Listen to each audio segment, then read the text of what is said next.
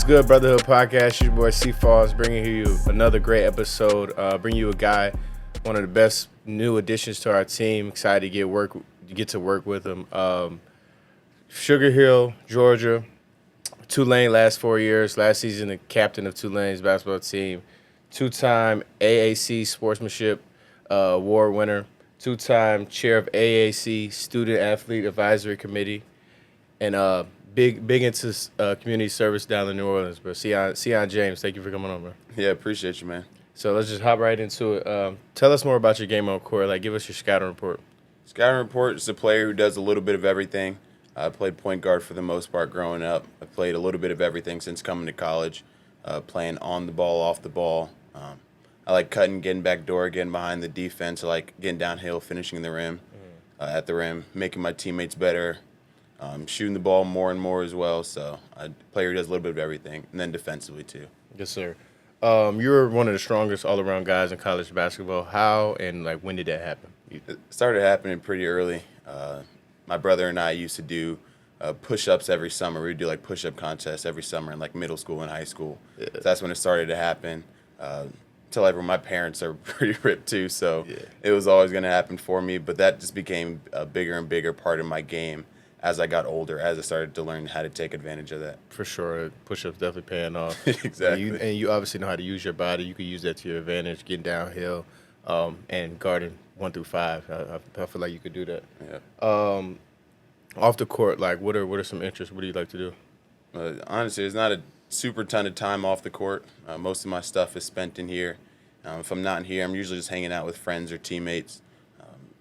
Trying to get the guys on this team into it, man. Some pickleball, some spike balls, what me and my teammates down in New Orleans used to love doing. Yeah. Friends from back home. Yeah. Trying to get into golf a little bit more because it's something that I guess you're supposed to do as you get older or whatever. Yeah. But I'm working on that. I'm on a golf course this week. My career's starting this week for y'all that don't know. So catch me on the golf course. I'm there with you. Hitting in the driving range. My dad says he's gonna bring the clubs Thursday, so good luck in my career. You know what I'm saying? We got to get out there for sure. I'll join you. Obviously, you spent 4 years at Tulane, and then you decided to enter the portal. What was the portal process like for you? What schools did it come down to, and why Duke? Yeah, the portal process was honestly pretty quick and easy. After that last season, I decided to enter the NBA draft because just like everyone here and everyone that you play college basketball with, playing in the league, that's my goal. Yeah. I was kind of going through that process and realized that it might not look exactly for me like I wanted it to. Mm-hmm. So I entered my name in the portal. Coach Shire was one of the first people that called me and said, let's make this happen. Yep. And Duke was one of the schools that it just kind of made sense, this whole situation. We've got a loaded team, super talented roster, Yep. A chance to win a national championship, which does not come very easily, doesn't come very often, and a group of guys who are really excited to do that. So when Coach called me, I was on a visit a few days later, committed a few days later. So. Yeah, so it was really no other schools in the process. It was just it was right back to back. It was pretty cool. I talked to a few other schools, but Duke was always the one that took the most seriously. Things got moving really quickly. Yeah. So obviously, like I said earlier, you were at Tulane for 4 years. What experiences from Tulane can you help bring to Duke and help us, take that next step and get to the national championship and have a successful year? Yeah, honestly, just learning to go through adversity. I went through a lot of adversity personally over my 4 years, a lot of team stuff. My first year, we weren't very good, and, we was new teams getting to know each other. Mm-hmm. Those next 2 years, though, we got better and better. We started learning and growing together. The core of the team got older. Mm-hmm. But then last year, we took a small step back just because we just couldn't figure it out, as much talent as we had. And it was tough. Yeah. It was one of those things that I really had to embrace me. What am I doing or not doing that's making us win, making us lose? Those are things that I had to really look myself in the mirror.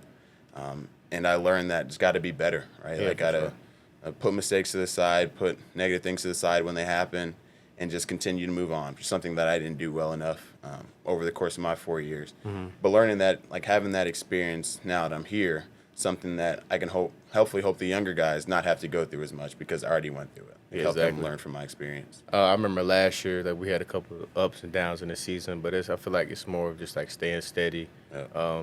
Because we put in the work right now, so we know we're gonna be prepared, but everything is not gonna go as planned. So Exactly. that's a big step. I gotta help help you. We all got to help the young guys get right. Yeah. But let's step to more off the court. Can you tell us more about your nonprofit business or community business in New Orleans? Yeah, so I started working with a lot of nonprofit organizations in New Orleans and eventually started my own. Yeah. The first one was started by a teammate and a friend of mine called Ryan's Giving Tree. We serve the homeless in New Orleans every Saturday morning. We'd get some breakfast sandwiches or donuts or whatever supplies we could rally up that week. We would take it out under the bridge and just serve the homeless, get to know them, try to partner them with organizations around the city that could help. And then a few months later, I met the leaders at Samaritan's Feet, which is a nonprofit that works all around the world to provide shoes to kids in underserved communities. Yep. And I was able to work with them out in Costa Rica. It was incredible. And then I eventually came back and did some stuff with them in New Orleans, providing shoes for some of the homeless communities that we worked in. Yeah, that's dope. I would love to do something around here. Maybe we get some in motion. Oh, yeah, we're planning right now. Like I said, my own nonprofit, I'm working on Okay. getting going up in Durham right now. Yeah, for sure. I'm working on serving the homeless, serving the kids in the city, planning a back-to-school event right now. For sure. Let me know I'm there. Yeah, Let me no know. Let's switch subjects. So, as you probably know, BI and Zion, did you end up making any Pelicans games down there? Oh, yeah, I made a whole bunch of them. How were they? They were great, man. Yeah. Like, coming into the school from right outside of Atlanta, obviously, but I was never a huge Hawks fan. Not anything against them, but I just never really grew up going to a ton of games. But over the last 4 years, made it to plenty of Pelicans games. Yeah. Me and my teammates would go. We get pretty good seats. Folks from around the city would give us tickets sometimes or help us get tickets, or sometimes we just buy tickets and go sit at the game. And it was the best. Like, Yeah. going to see those guys is cool. Yeah, I love watching NBA ball. But so, like you said earlier, you went through the draft process this year. What did you learn from that? Just learning that got to be a better player. It's real cool because, like, you kind of go through the process and you're playing with other guys and you realize that, like, what I learned is that I'm in a pretty good place. Like, I'm a lot better player than I give myself credit for sometimes. Yeah. You know? Sure. But there's something to be learned about playing in front of a GM and a head coach and all these people that are in the places that you want to be. And you learn that you just got to be better. Because Yeah. one of the things that clicked for me was that NBA players play 82 games. There's no way you can get yourself psyched up and ready to play 82 games every day. Like, at a certain point, it's just who you are that shines through as a player. And the better you are as a player, the less bad games you'll have. The less pressure you'll feel when the GM and the head coach is there. The less pressure you'll feel when Yeah. people are paying you there. Anyone's there. Yeah, and I feel like that also that comes from preparation. So if you just stay in the gym, everything's gonna take care of itself. Whoever spends the most time in the gym is gonna be the best. It's just kind of how it works. Yeah, But yeah, I kind of go by that too. absolutely. So what are you trying to improve most this offseason? Like, what have you been working on to bring to us this season? Yeah, really what I want to learn to do is dominate in the paint. I've been a pretty good finisher, pretty good playmaker down there, but I want to be truly among the best in the country at finishing in the paint and at making plays for my team in the paint. Yeah. Always becoming a better shooter because that's the way the game is going. Yeah. But really I want to dominate in the paint and then be the best player, be the best defensive player on the team, be the best defensive player in the conference, Yep. in the country. I feel like those are things that I have the ability to do right now, and then I'll continue to work on every single day. For sure. So that by championship time, we're ready to go. For sure. So did you grow up watching Duke basketball, or is it like were you a fan, or is this kind of like new to you? This isn't new at all. Me and my best friend, we were big Duke fans. We'd anytime they come play Georgia Tech, my mom would get tickets. We would go to games. Oh, that's what's up. Always Yeah. grew up watching Duke games. There's something different about the logo. You know, Yeah, there's something exactly. different about the players that come through, and it's Exactly. always stood out to me. So Exactly. it's cool that, like, who knew? I think the last Duke game I went to was maybe 7 or so years ago. I think it was the teams with like Zion and RJ Barrett and all them. Yeah. They came to Georgia Tech. We went to go watch the game. Who knew that so many years later I'd be sitting in those Yeah, chairs? it's dope, bro. It's awesome. It's the same thing for me. Like, I grew up around here, 2 hours away in Charlotte, and then like when you grow up in this area, you kind of pick a side. Yeah. My family was always Duke fans, so I grew up in the same. Watching, I'm tuning in every game, Yeah. cheering. I'm crying when we lose. Like, it's crazy. So, what's your earliest memory of Duke basketball? Is it Zion's year, like you said, or? Yeah, maybe a little bit before that. I'm thinking maybe about.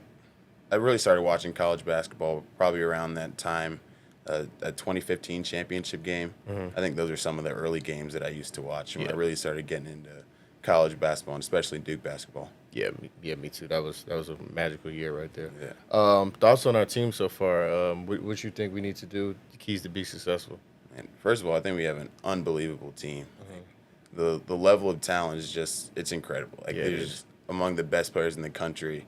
Everyone brings something very, very specific that they're very, very good at and among the best at. Yeah. Which is good. The biggest thing for us is just continuing to grow together, learning to play together, and learning to maximize each other's talents. Yeah. Because much talent as we have, if we learn to help everyone be the best version of themselves, once we can do that on the court, like, there's truly not many teams who can match up with us, who can stop us. Just the things that we can do once we figure it out. Yeah, and also I feel like these past couple of practices, or like since we got here, like it's been competitive every day. So Yeah. I mean that's something different that I like, and that's gonna help us be and get to where we want to get to. Yeah.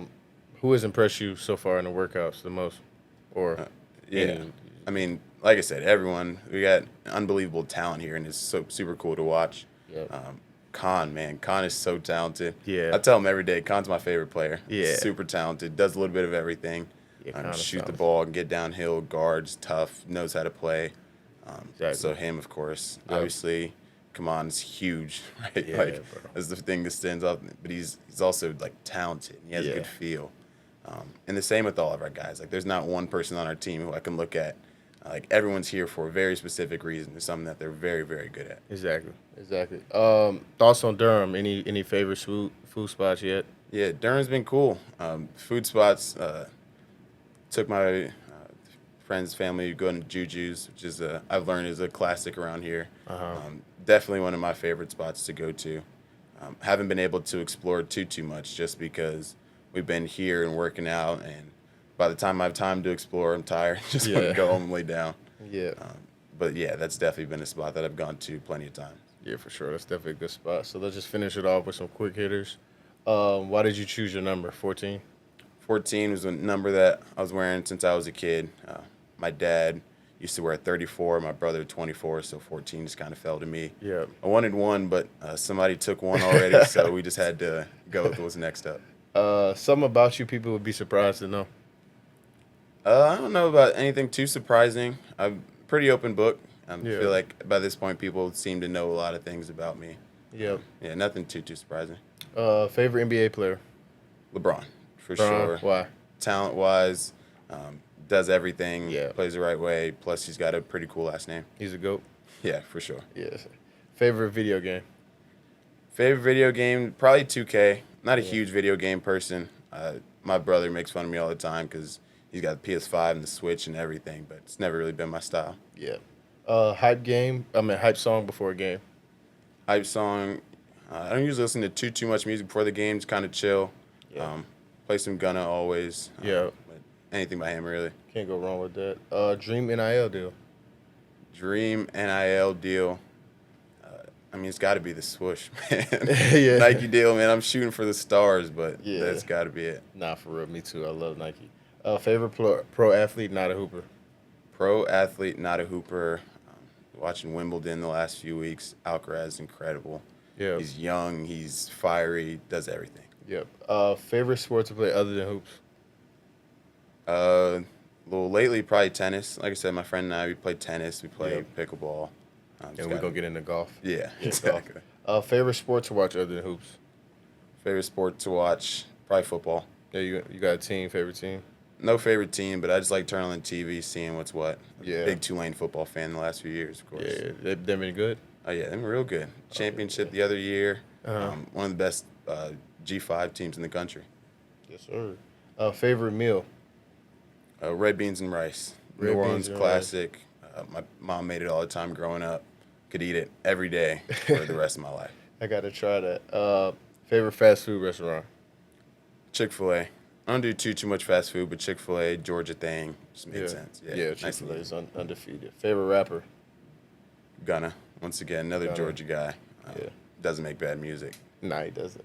Favorite hoop shoe? Been wearing LeBrons lately. I've been wearing You LeBron. love LeBrons. Man, I haven't taken them off the last You love 2 LeBrons. years.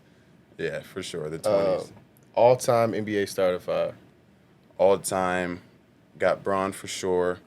Got Steph for sure. We'll go Shaq. Put Shaq at the 5. Yeah, I like Shaq at the 5. Need to throw Katie in there Okay. and Jordan at 2. Okay, gotcha. Really easy lineup for me. Favorite movie?